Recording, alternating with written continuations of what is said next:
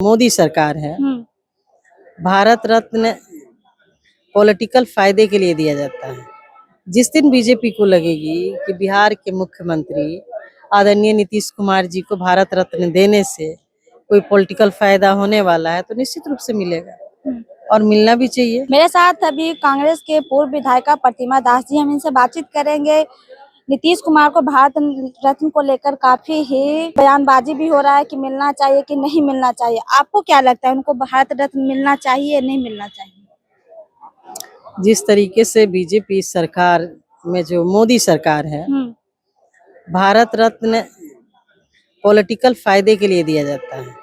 जिस दिन बीजेपी को लगेगी कि बिहार के मुख्यमंत्री आदरणीय नीतीश कुमार जी को भारत रत्न देने से कोई पॉलिटिकल फायदा होने वाला है तो निश्चित रूप से मिलेगा और मिलना भी चाहिए। उन्होंने बहुत अच्छा काम किया है। शराबबंदी करके शराबबंदी के नाम पर चले जाइए थे जेलों में। दलित परिवार के लोग, दलित समाज के जो नौजवान हैं, जो लड़के हैं, शराबबंदी के नाम पे उनको जेलों में भरा जा रहा है। उनकी परिवार की क्या दशा है ये गांव में जाके देखिए। शराबबंदी तो हो गया, अब बिहार में तरह तरह के नशीली पदार्थों का सेवन बच्चे कर रहे हैं। बिहार उड़ता पंजाब होते जा रहा है, ये किसी को दिख नहीं रहा है। तो बिहार की दुर्गति का सबसे बड़ा नायक माननीय नीतीश कुमार जी हैं। इतिहास रच दिए हैं। बिल्कुल, इतिहास वही तो रचे हैं। शराबबंदी करके बिहार को उड़ता पंजाब जैसा उड़ता बिहार कर दिए हैं। इसलिए उनको राष्ट्रपति से उनको भारत रत्न जरूर मिलना चाहिए। खगड़िया में 4 साल बच्ची का मार के फेंक दिया जाता है, वो भी दलित बच्ची रहती है, कैसे देख रहे हैं? देखिए, खगड़िया की ही बात नहीं है, बात जिस राज्य में बीजेपी का साया हो और बीजेपी का नारा है बेटी बचाओ, बेटी बचाओ, बेटी पढ़ाओ। पढ़ाओ तो एक लाइन जोड़ दिया गया है, लेकिन मैं आपके चैनल के माध्यम से तमाम महिलाओं को, बहनों को और बेटियों को कहना चाहती हूँ कि अपनी सुरक्षा तुम खुद करो। क्यों? क्योंकि बीजेपी की सरकार है और बीजेपी के गृह मंत्री हैं आदरणीय सम्राट चौधरी जी। इनके बनने के बाद से आप देख लीजिए, पूर्णिया की एक बेवा महिला जो 6 बच्चों की माँ है, उसको घर से उठा करके उसको दुष्कर्म किया जाता है, उसकी हत्या कर दी जाती है और पुलिस आनन फानन में उसको कोई उसको न्याय नहीं मिल रहा है, कुछ भी नहीं। अभी कंकरबाग में एक लड़की जो कि हॉस्टल में रहती थी, हॉस्टल में उसके साथ दुष्कर्म करके उसकी हत्या कर दी जाती। तो एक दो मामला नहीं है, कुछ मामला तो मीडिया में आ रहा है, ऐसा अनेकों मामला है। लेकिन इस सब मुद्दे पे बिहार के गृह मंत्री जी बोलते नहीं है।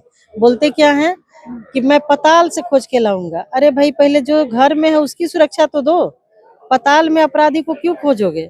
इसका मतलब कि आप अपराधियों को संरक्षण दे रहे हैं पताल में छुपने के लिए। आपकी पुलिस है, आपकी सरकार है, पुलिस प्रशासन यदि सक्रिय रहेगा, सजग रहेगा तो अपराधी पताल में कहाँ से चले जाएंगे? चिराग पासवान मकर संक्रांति के बाद बिहार आभार यात्रा पर निकलेंगे। क्यों नहीं? 10-10 हजार रुपया दे के वोट खरीदा गया है।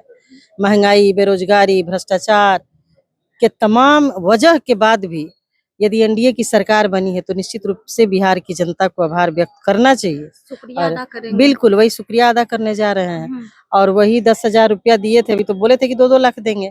हम लोग इस इंतजार में है कि हमारी बहनों को कब 2-2 लाख रुपया मिलेगा, कब वो उद्यमी बनेंगी। वैसे 2021 से उद्यमी योजना चल रहा है बिहार में, उसके बावजूद भी कोई हम लोग नहीं देख रहे हैं कि बिहार में कोई महिला इतनी मजबूत उद्योगपति बन के उभरी है।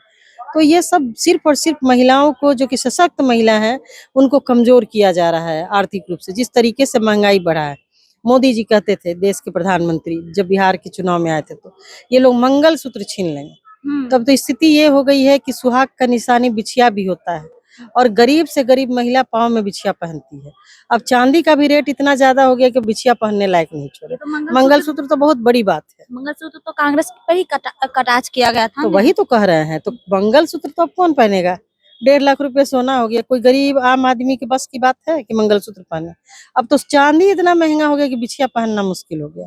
तो हिंदू और सनातन की बात कहने वाले लोग और सरकार में बैठे हुए लोग हिंदू महिलाओं का तो सुहाग उजाड़ दिए हैं ये लोग और सुहाग की बात करते हैं। तो कहाँ से ये सब चलेगा? ये सब नहीं चलेगा। और आभार यात्रा ये लोग अपना धन्यवाद देने जा रहे हैं कि हमने आपको 10,000 रुपया दिया, 2 लाख रुपया का प्रलोभन दिया, वो मिलने वाला नहीं है। आपने जो वोट दिया उसके लिए धन्यवाद। क्या 2 लाख नहीं मिलेगा तो क्या कीजिएगा? सड़क पे उतरिएगा महिलाओं के लिए? हम लोग क्यों सड़क पे उतरेंगे? जीविका दीदी बिल्कुल नहीं, नहीं उतरिएगा? नहीं, क्यों उतरेंगे? महिलाएं इतनी मजबूत हैं, सशक्त हैं, उनको खुद ही उतरना चाहिए 2 लाख रुपए के लिए। कि हमने वोट दिया है आपको 10,000 रुपए के लिए। कोई रोजी रोजगार कोई महिला नहीं कर रही, गांव में जाके पता करिए। 10,000 रुपया से कौन सा रोजी रोजगार शुरू होगा? कहीं इतनी महंगाई में 10,000 में कोई रोजगार शुरू होता है क्या? 2 लाख रुपए की बात है। चुनाव का कब हुआ? नवंबर, दिसंबर, जनवरी आ गया, नया साल आ गया। हम लोग भी इसी उम्मीद में थे कि चलो भाई महिलाओं को 2 लाख रुपया मिलेगा, कुछ रोजी रोजगार शुरू करेंगे। उनके पुरुष बेरोजगार हैं। उन महिलाओं को हम लोगों ने कहा था कि जब हमारी सरकार बनेगी तो नौजवानों को नौकरी मिलेगी, रोजगार दिया जाएगा। कहाँ कुछ हो रहा है? कल कारखाना की बात होती है, चीनी मिल खुलेगा, कब खुलेगा पता नहीं। 20 साल से जिसकी सरकार है वो बार-बार आश्वासन देता है, तो आश्वासन पे ये सरकार चल रही है। नीतीश कुमार भी यात्रा पर निकलेंगे। वही तो कह रहे हैं, वो आभार यात्रा पे निकल रहे थे, लेकिन अब उनको लगा कि विपक्ष हमको घेरेगा तो फिर उसका उन्होंने नाम बदल दिया। तो इस तरीके से ये लोग यही जुमलेबाज के साथ रहकर बिहार के मुख्यमंत्री जी भी जुमलेबाजी करने लगे। बहुत बहुत धन्यवाद। मेरे साथ बातचीत करने के लिए प्रतिमा दास जी थे। बाकी इस पूरी बातचीत पर आपकी क्या राय, कमेंट बॉक्स में जरूर बताइएगा। धन्यवाद।